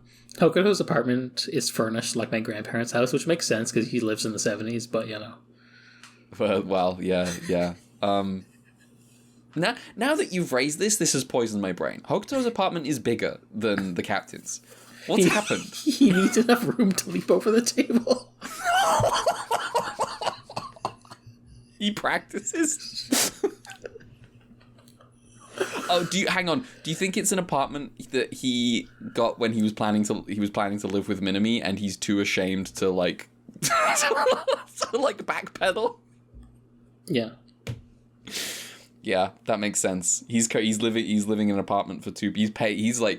He's suffering right now. He's paying way more rent than he needs to be. Do we have anything more about this episode? No. Actually, I have a question that I've been meaning to ask. Go for it. Since the Christmas episode, does Minami go on the kaiju sorter?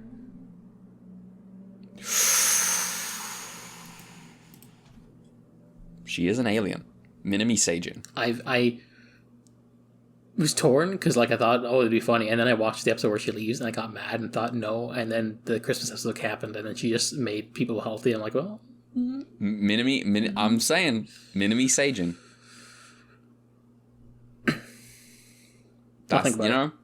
I might do it. You'll think about it. I'll leave it to you. If it makes you too mad, don't do it. I have to make up for not putting the cute King Strong in the cute Kingstron, which would have probably been like my number 2 in Return of Ultraman. My mistakes.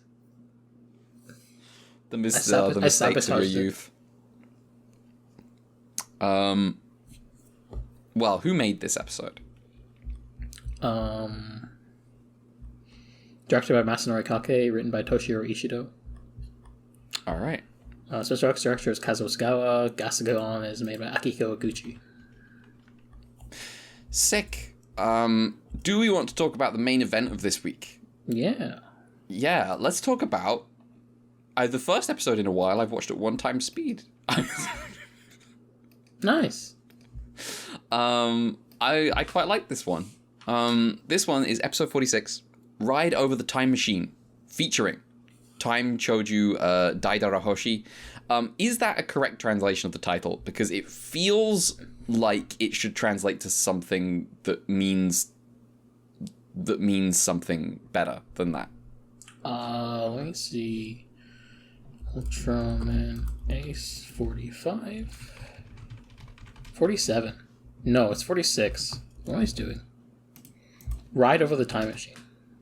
Ride Over the Time Machine? Taimo Machine o Nordico Aero. I've got another version that is like Ride Beyond the Time Machine. Beyond the Time. Beyond the Time. Insert music. That's too much. Red, editing red. Do not do that. That's too much effort. Yeah, I guess this is Beyond seems better to me, but I will go. This is the official. We'll go with Ride Over the Time Machine. Ride Over the Time Machine, featuring Time Choju Daidara Hoshi. The episode begins, and a Choju immediately descends from the sky. This is pretty baller. I'm like, oh, this is pretty cool. It's just like scenes of Tokyo, and then we'll just drop a Choju in. The crew attacks, and it flees. They give chase, and it disappears. They're like, okay, I guess job done. And then they get a call that a Choju appeared 100 kilometers away. They arrive on the scene, and it's the same Choju. They attack, and it flees. They give chase, and it disappears at the same spot. But this time, Yoshimura and Mikawa's TAC space disappeared too. The crew search for them on the ground and find nothing, and they get a call from Yoshimura on the radio saying, we're several centuries in the past. How are you calling us? No time to explain, we're having a fight scene with the locals. Yoshimura and Mikawa get captured by warriors after putting up a decent fight. Over the call, the crew hear the warriors shout about Daidara Hoshi. Daidara Hoshi is a legendary giant that created Mount Fuji. Could the Choju be? The captain says, okay, then I guess we gotta time travel. Hokuto's like, we can time travel? And the guy working on the time machine is like, no, you absolutely cannot time travel. Are you joking? I'm not letting Tak do a rescue operation into the past. Do you know about the butterfly effect? And Hokuto's like, all right, look here, pen pusher. And the captain practically drags him out of the room saying, I thank you for your help. Have a nice day. The captain has another plan because he's not stupid like Hokuto. He arranges for a grappling hook to be attached to a TAC space, and the next time the Choju appears, he and Hokuto ride in the TAC space and grapple the Choju as it's disappearing, and they get dragged into the past with it through this time travel special effect tunnel. Captain Ryu, my goat. Once in the past, the captain stops Hokuto from killing the warriors, and he's like, Hokuto, Hokuto, the butterfly effect. Hokuto! And Hokuto's like, okay. And they have a big fight with the warriors. Hokuto totally kills some guys with a katana and is like, I used the back of the blade. You're all fine. No, you didn't. I saw you. The warriors are defeated by the red Oni because of the uniform. See, they think that they're red Oni. Hokuto and the captain ride off on stolen horses. This is cool. And they see the great Buddha statue on the day of its completion. They are in the Nara period. Which I think is like the 700s? Yeah, I got some notes on this, just for historical context. Sure. Do you want me to finish the summary first? Yeah, I'll do it later. Okay. We'll go straight to that after we get to the end of this. Where am I? The Nara period. Where in my notes is that? It's got to be here. There it is. They see Yoshimura and Mikawa tied to crosses as sacrifices to Daidara Hoshi. Crucifixion, obviously a very common practice in 700s Japan. It might be. I actually don't know how widespread this was. It might not just be a Roman thing. It might not be. But I didn't bother looking this up. Daidara Hoshi appears, and Hokuto and the captain attack and get knocked from their horses. Hokuto turns into Ace, and he and Daidara Hoshi have a sword fight with trees. When I say sword fight, I really mean sword fight. Ace does a dramatic sword fight slash to end the fight, and Daidara Hoshi plays dead like that did anything. Like the tree can cut like a sword. Ace falls for the trick. Daidara Hoshi gets up and grabs him, and then Ace wins anyway. He returns the crew to their own time. Everyone dreamed of flying in the arms of Ace, and they laugh at Hokuto when he says, "Yeah, I had the same dream." They know. The end. Yeah, I guess Ace can just time travel. Ace can travel through that time tunnel. The Nara period. What did you got some stuff? Yeah. Shoot. So Nara period is in I forgot the specific date range. I know it's when the court was in, Nara. I am looking at Google 710 to 784. That's pretty short. Yes, that's pretty quick. Yep. I'm starting how this is the era where sort of Confucian-style state building and also the introduction of Buddhism were when they really happened, got kicked into high gear. This seems to be the reign of Emperor Shomu, who was really involved in the introduction of Buddhism, sort of under the influence and with some, I think maybe some suggestion by emissaries from both the contemporaneous Tang Dynasty in China and also the Kingdom of Baekje in southwest Korea, who had historically had close relations with with Japan for a long time. The giant Buddha in question seems to be, I think, is the one from Todaiji Temple. It's they say the Great Buddha, which is just a translation of, I think it's just Dai Buddha. Yeah. The construction began in 743 after it was agreed to have more Daibutsu, that's what its translation of. Sorry. Buddhist temples built throughout the country. There were some issues, but then eventually the temple and the statue is complete in the year 751 and consecrated. That's what the eye-opening ceremony means. It's just basically Buddhist consecration. Apparently the statue was very expensive since it was almost all the bronze in Japan was used at the time. God damn. And also a lot of imported gold. A lot of damage has happened to the temple and the statue over the centuries, but they've been rebuilt, so you can still go there. Okay. The statue is apparently 15 meters tall, or 49 feet for you Americans out there. And just as a note for reference, Ace is 40 meters tall. Okay. Damn. Yeah. Ace big. Yeah. Ace very big. Cool. So yeah, we got a Star Trek episode. This is truly Star Trek stuff. This is there are 3 types of Star Trek episode, really. I don't know what the other 2, I couldn't tell you right now what the other 2 types are. I couldn't define them, but I know one of the 3 types is they travel in time, or or equivalent. Yeah. Sometimes they don't travel in time. Sometimes they meet and they make contact with a culture that has aped an Earth period for some reason. They like doing that in OG Star Trek. This happens there's a planet that's doing Rome and a planet that's doing mobsters, Prohibition era gangsters. I think this feels like when kids shows have alternate dimensions. For whatever reason, all the dimensions are themed after very specific periods in history. Oh yeah, absolutely. This is the period where this is the universe where we're all gangsters for some reason. And the differentiation here is that they don't spend a lot of time in the time travel place. This episode is mostly about them trying to figure out how to time travel. Meanwhile, in the past, as if that works. Yeah, meanwhile in the past. How does the radio work across time? Yeah, I would like to know. I would like to know how they've built their radios. What's happening here, guys? How'd that work? I like how Ryu is like, clearly we just need to go to the time machine. He's like, what? Yeah, we made one. It's so good. It's so good. He's like, wow, I guess we gotta bust out time travel. So I didn't know we could do that. Turns out no, they could not. They could not do that. Hokuto is I kind of brush over it in the summary.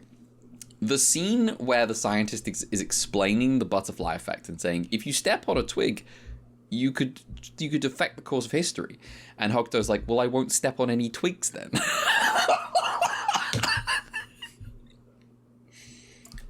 I said, thank you, Hokuto.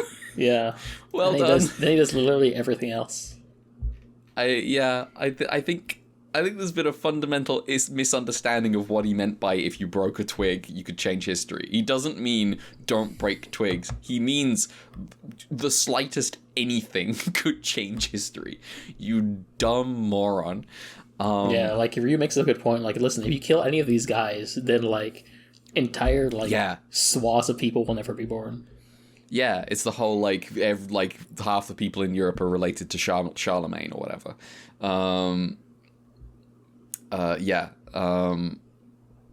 It's Hokuto being stupid. I had a great time with in this episode because he's truly dumb in like a very special way, and I'm a big fan, and because like the captain is there to be like, no, Hokuto, you're being an idiot. Come on, what do you? Come on. This week. And as with all weeks, the captain has just he's just been taking dubs the whole time. He can't help himself. The best actual guy. Oh, go ahead. I was just saying, he's probably the best one. The actual on foot fight scenes with like a bunch of like Nara period like soldiers. With like swords and spears and stuff. I think it's pretty fun. I had a good time. Like Hokuto and Ryu riding the horses. Yeah, it's good. It's good stuff. I'm not sure what to like use for the thumbnail for the YouTube video, just because it's like, do I do the time travel thing or do Ryu and Hokuto on a horse? I'll see. But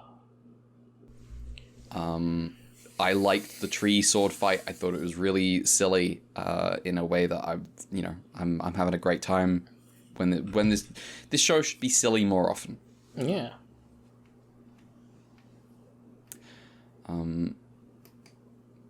Unfortunately, I do think they do. The time travel thing is kind of like they go back and fight some guys, and then they fight a Choju, and they see the giant Buddha statue, and then that's kind of it. It does feel like the most low budget version of time travel episode. Yeah, because you just film this in the Redman Hills.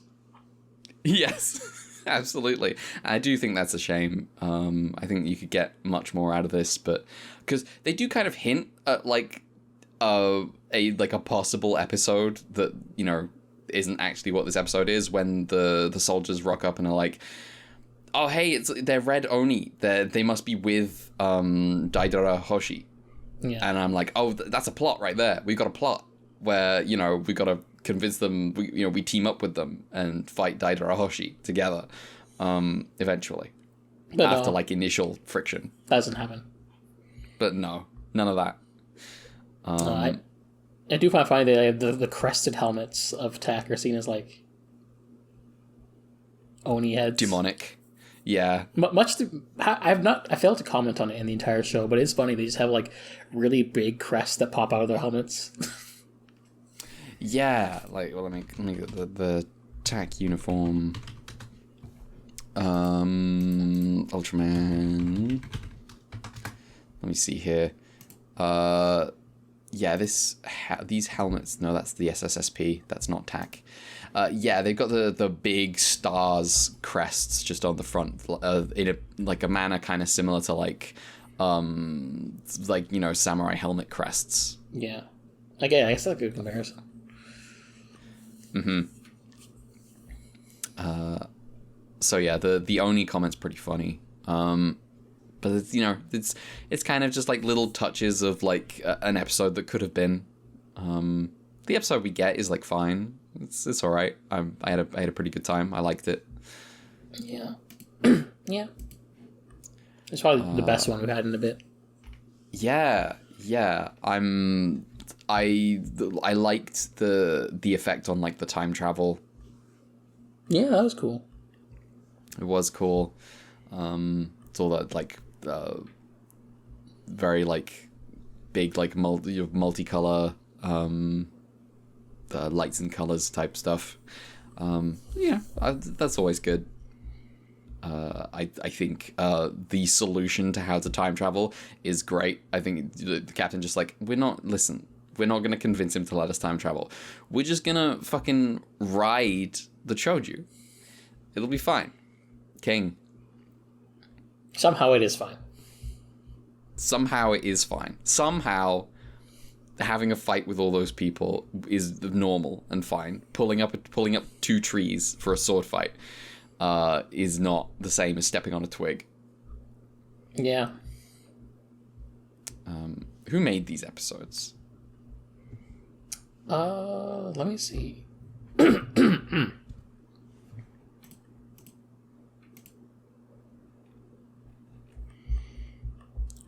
Okay. Directed by Takumi Furukawa and written by Toshihiro Ishido. All right. And then Yoshio Tabuchi did the special effects directing. Daidara Hoshi's done by Yoshio Suzuki. Apparently named for Daidara Bocchi, which is a giant yokai that are mistaken for mountains as they sleep and then leave behind footprints that become lakes as water fills them. That's cool. Yeah. I like that. Yeah. Do we have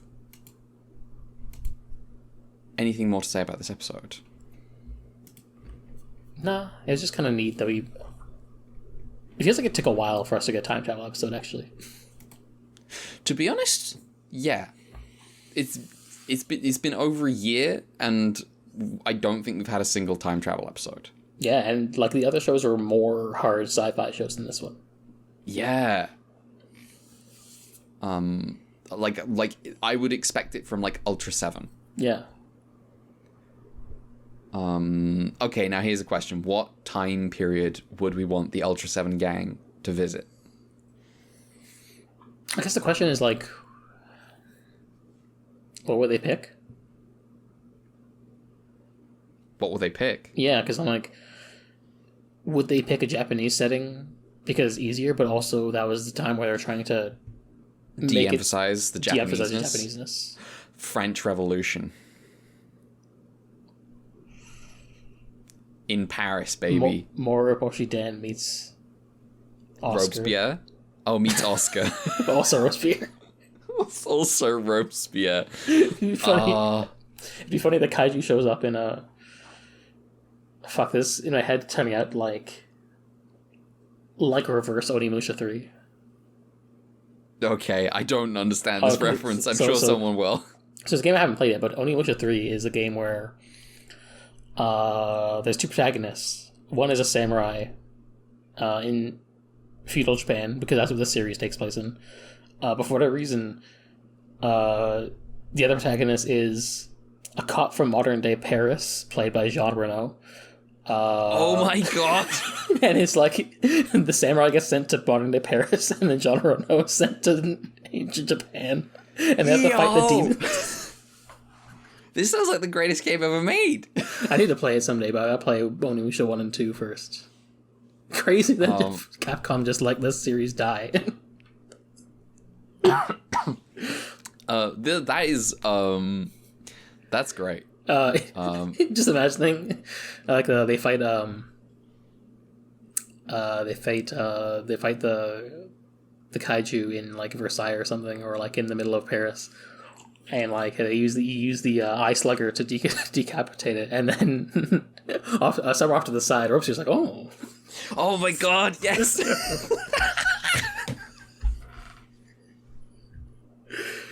Now there's an idea. Oh, this is the one thing where where like you miss the opportunity to have a guillotine themed kaiju. Yeah, they'd probably name a kaiju after guillotine too. Yeah, you'd expect. What other? I wonder. You could have Musketeers era France. Moroboshi Dan D'Artagnan could be D'Artagnan. God, sorry. With apologies to my listeners. My listeners? Jesus Christ, the ego that just shot out of me. With apologies to our listeners, I am deeply Three Musketeers brained. I love D'Artagnan so much. Those books are great. There's some Pokemon in black and white that are based off of Three Musketeers. Okay. They're That's pretty legendaries. cool. Oh, that's pretty cool. They even have a D'Artagnan. That's good.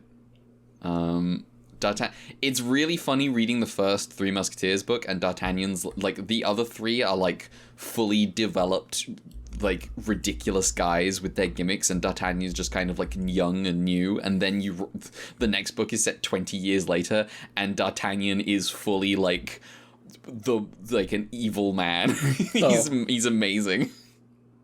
He's complete. He's got this thing. D'Artagnan's whole deal, once he's like settled in to being a musketeer, is that he is completely politically apathetic, and also, these guys. Yeah. Oh, cool, sick. I think I can guess. I can guess which one's D'Artagnan and which one's Porthos. I'm struggling between Athos and Aramis. Yeah. Porthos is the one on the right, is the big one. D'Artagnan's the little one. Yeah. The other two, I'm going to go the one that's like got like a high collar, that's the Athos one. That's what are their names? There's Cabalion is the blue beard one. Or not collar one. That's a steel type. Apparently, is Athos. Yeah, that makes sense. Terrakion is the big gun. It's like a ground type. That's Porthos. That's Porthos, yeah. Virizion is Aramis. It's a grass type. Mm-hmm. And then Keldeo is D'Artagnan, and it's a water type. And they're also dual fighting types, all of them. So Aramis's deal is that he's a womanizer. Well, first of all, he like wants to join the church, but is like he's a womanizer, and which is, he's a little too worldly for it, and so he's a musketeer for now.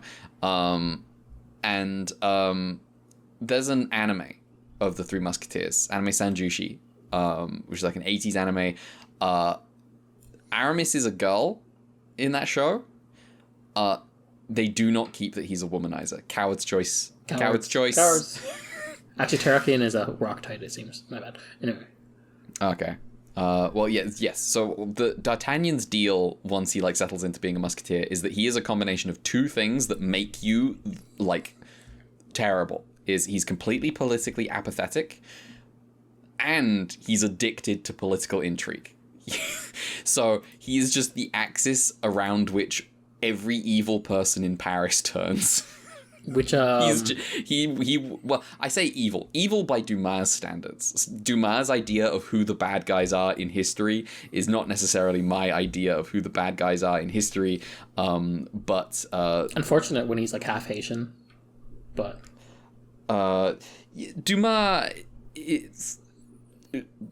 Dumas suffers from actually like legitimately kind of displaying some racism. I think in like the 20 years after one of the early chapters, he like specifically says he like laments like the class differences between all these different people, saying like, where, you know, what a waste to like divide men by class when the real division is between like black and white. And I'm like, all right, man. All right, man. He feels like he's overcompensating in French society for the fact that he's like half black. Oh, yeah, there's a lot of stories about Dumas' whole situation with that. But yeah, I'm not like super well read on it. But it's like a tricky position. Yeah. I think it's funny that the Fate franchise has both Dumas and the Count of Monte Cristo. Oh, that's fantastic. Well, they can. They can. This is established. Yes. This is established law, as established in the original Fate Stay Night. You can have fictional characters. Yeah, I don't think they've interacted yet, though. Okay, they need to. They need to urgently. But yes, D'Artagnan, love that man. There's an amazing scene where he asks to quit the Musketeers. He asks the new king to quit the Musketeers. And the king is like, no, I'm not letting you. All these reasons you're giving me are bullshit. You have to tell me the real reason. And D'Artagnan is like, all right, man, I think you're a fucking bitch king. I think you're useless. Anyway. Well, where did this start? Oh, yeah. Moriboshi Dan being D'Artagnan. Anyway, I think we have exhausted these episodes. Yep. Color timers. Yeah. Episode 44, 1 minute 41 seconds for the beginning, and then 2 minutes 36 seconds for the end. Episode 45, 4 minutes 12 seconds. Episode 46, 4 minutes 23 seconds. Also, the medical miracle counter is at 15 now. Mm-hmm. I got the go ahead. The final runback trivia for Ultraman. Go for it. Okay, so special effects directors, episode 36 and 39 of Ultraman, Koichi Takano. Episode 37, 38, everyone's favorite, I Thought Those Planes Were Real, Sadamasa Arikawa. Nice. First off, Zaragas. Suit actor was Kunio Suzuki, was modified from Gamora, but with a new head and shell added on the back. The gun tubes on the body were made from cardboard. Originally it was going to be a quadruped before it became a bipedal after molting, but they didn't do that. If you recall, this is from Don't Shoot Arashi. Mm-hmm. I liked that kaiju. Yeah. You know what you don't like? What? Geronimon. Fuck Geronimon. All my homies hate Geronimon. Suit actor Teru Arakaki. Again, it was made in a similar process as Sibozu, where they used the wire mesh core of Gamora as a base. And they apparently use a fireproof material for the beard. Not much. It's really annoying that Geronimon's got cool gimmicks. Yeah, fortunately. And you can't really separate them out from the fact that he's deeply racist. No, they're like directly tied. He has feather bits that come from the headdress. Feather bits. It's like, I can't like this. I can't. Then we have Kayla, who is like who's like the insect eye blinding kaiju with the Ultra Q sound effect. In that strangely thing we never got again. They had the Thunderbirds episode on another planet. They did. I think we've been on another planet like twice in this series so far. Which is weird. We should do that again. Yeah. Actually, wait, I forgot. This episode, we kind of just go to the Land of Light for the first time. Wait, do we? Yeah, Ace goes to the Land of Light to get healed by Ultra 7. Oh, right. Yes. Yeah. Is that what the Land of Light looks? Okay. Apparently. I was surprised because this maybe spoilers for the future, but that's not what it quite looks like in more modern works. Yeah. It's kind of purple in this one. I guess the Land of Light where Ace lives is purple. Maybe that's where Ace and Ace's people are from. Yeah. Will Ultraman ever identify that it's weird that one of them doesn't have a color timer and the rest of them do? What's the deal? Is Ultra 7 of a different people? What's happening here? Is he a minority? We'll find out maybe soon in time when more questions are raised. Me with future knowledge of the immediate future. Lol. But yeah, Kayla. But yeah, weird that we haven't gotten another Planet episode, but maybe we'll get one in the future. Anyway, Kayla, suit actor Haru Nakajima. Apparently, the name just comes from Killer. Okay. The other kaiju from the episode, Saigo, suit actor was Eiichi Matsushima, and it was the last kaiju created for the show. Because apparently Kayla and Zeton had already been made, but they wanted another thing to put against Kayla in the episode. And the fact that it was the last kaiju made is a reason it's called Psycho. I see. Then we got Zeton, suit actor Teruo Aragaki. Naruto wanted to use black and silver to give off the strong space vibes. The horns were made of latex, while the numerous parts were made of acrylic. There was originally going to be an aerial fight between Ultraman and Zedon, but time constraints in the episode meant they didn't do that, but maybe they should have reconsidered. I don't know. The episode's kind of rushed.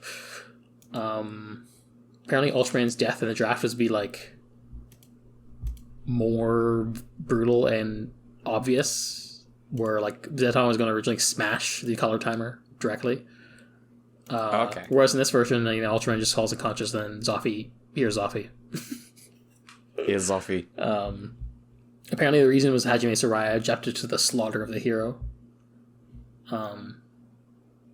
But, didn't stop the kids from being traumatized anyway. Yeah. Then we got Alien Zedon. Suit actor is Akihiko Harada. It's just a rotated camera head. The name was given the time broadcast out of convenience because they're just the ones controlling Zedon. They did clearly were like, we didn't put much thought into this. Mm-hmm. And finally, here's Zoffy. Here is Zoffy. So a lot of the trivia about Zoffy and stuff, there was a bunch we talked about in that episode of the podcast anyway, but a lot of that was also tied to like the stuff particular to Shin Ultraman. The suit actor for Zoffy in the final episode of Ultraman was Bin Varia. Apparently his name is derived from the Greek word for knowledge, Sophia. Okay. Apparently, until like after Leo and into the 80s, they didn't really settle on a correct spelling for him. Because like, I don't know how to explain this, but like, here's how they'd write him originally. And okay. This is how they write him now. The difference being that like, the dash one is extends to the last vowel sound. Yeah. And like so initially it was like Zoffy and now it's like Zoffy. Yeah, kind of. And like they didn't really formalize on like on like a romanization until like the Zoffy compilation movie in the 80s either. They kind of like spelled him a bunch of different ways. I saw one example on the wiki with Sorfi, which doesn't make any sense because no. Well, that's clearly a Z symbol because S and Z sounds are used the same symbols in Japan, but they give a mark to distinguish the voice consonant. Mm-hmm. A Zoffy compilation movie sounds like a great time. It's not subbed, unfortunately, but I do have to. There's important trivia reasons why I do have to mark it when I get to it. I see. Look forward to that. But yeah, the suit was originally purposed from the Type A Ultraman suit. The Type A Ultraman suit was converted to the fake Ultraman suit and then into Zoffy. And then they converted it back to Ultraman for stage shows the times after. the head was based on a prototype mold for the Type C head. However, they placed the heads further up, and so therefore Furuya had like no eye holes, and he basically had to like rely on the director's voice for stuff. He says he also had like more rigid suit acting as a result, but I don't know if we get enough in the episode to say particularly. But yeah, that's it for Ultraman Runback. Damn, we done. Yeah, I won't bother with Ultra 7 until we're in Totaro. Okay, that sounds good. Sounds like a good idea. Yeah, I probably won't bother until we've done the thing that we were planning to do. So that gives us like a week and a half, yes, a month and a half, to basically. Yeah, we continue to tease. Tease. All right. Do we have any emails? No emails, no YouTube comments. All right, we're scot free then. Yeah. That's us. I do just want to say one more thing quickly. Go for it. So the Laser movie premiered San Diego Comic-Con. We got kind of some news. They are releasing Blazer on Blu-ray with English subs and dub on October 29th with the movie. Oh my god. I don't know if we'll have... I don't know if Subaru will put out the movie in some other form or someone else will put it out in some other form before then. I did see that finally the movie is on the cat site finally in some form, but not translated. 8 months? Presumably it's probably just wiser to just finish off Mirror Man in the meantime instead of just, we'll figure out when, time for it. But we'll have time for it at least. But yeah, if we're not going to be able to watch it until November, then you just knock out Mirror Man. Hope you enjoyed Dark Talkers episode 2 before you watch the Blaze movie. Hang on. I've seen Kyotaro's fight scenes. I don't think we should try to knock out Mirror Man. It does not go well. He can take like 4 guys at once. Yeah. But yeah, we'll figure out what we're doing. Things are getting a little weird next month because we're ending a show, starting a show, and then we have a arc stuff to do. So a little packed month a bit. Yeah. Cool. All right. Sick. Also, Brad's not here, so we're not figured out this week anyway. Well, yeah, naturally. All right. Cool. I think that is a podcast. If you want to follow us on Twitter, you can do so at ultra_Q. That is at ultra_QUEUE. Mel, your stuff. Hi, you can follow me at Dick Crowns on Twitter and on Blue Sky. We have the email ultraqpod@gmail.com. We have like 2 more weeks of the show Ultraman Ace. So you should get your emails ready, especially because I'll have the kaiju sorter, Troju sorter, terrible monster sorter, ready for... You're gonna have to make a decision. I have an idea. You have an idea. All right. Brad is not here today. Oh, did you have something? Yeah, I was just going to say, the sorter will be ready for next week's episode. Sick. And then you'll be able to send in your... Probably just do, like, I don't know, top 5, bottom 3. Don't go crazy in the email with, like, too many. Yeah. Because I have to read those. It was very funny. It's been quite funny for the last few shows where every time we start a new show, you've been kind of like, well, maybe this one will chill out on the kaiju. Yeah, I thought Ultra 7 would be the high watermark, and then like no, Return of Ultraman episode 1, 3 kaiju. Yeah, and this one technically opens with like 5 Ultraman. Yeah. What number are we at right now for Ace anyway? Because I haven't updated for this week's batch. I don't know. While you're doing that, I will plug Brad. Brad is, you can find him everywhere 63. at 63. You can find him everywhere at like B_invoked or B invoked, like the movie. It's a good movie. Oh, for context, Return of Ultraman was 67. Okay, Ace will be the new longest one. Confirmed. God damn. Guys, settle down. Will my number 1 be Marucci? This is a question. Is there anyone new in Ultraman Ace that I like more than Marucci? Yeah. For me, it's going to be hard because I can usually try and consider the context of, like, the kaiju in the show itself and not necessarily, like... Yeah. Alien Metron's in this show as well. Yeah. But he's also not... Yeah. He's not that guy. He's not that. And also He's not that guy. We have a Coffee Ultra Fund. We do. And yeah. Which that money goes towards translating things that aren't translated yet, which does not just benefit us; it benefits the community. Yeah, it's community also, service. Really got enough money to actually do anything with that yet. So. All right, that is a podcast. Join us next week for 3 more episodes. The penultimate of Ultraman Ace, the penultimate episode. Hopefully, that finale will be sick. I have been kind of getting the vibe that it might be a big deal. I just I'm not spoiled on anything, but I've been getting vibes. So I don't know. We'll see. Yeah. Until next time. Bye-bye. Later.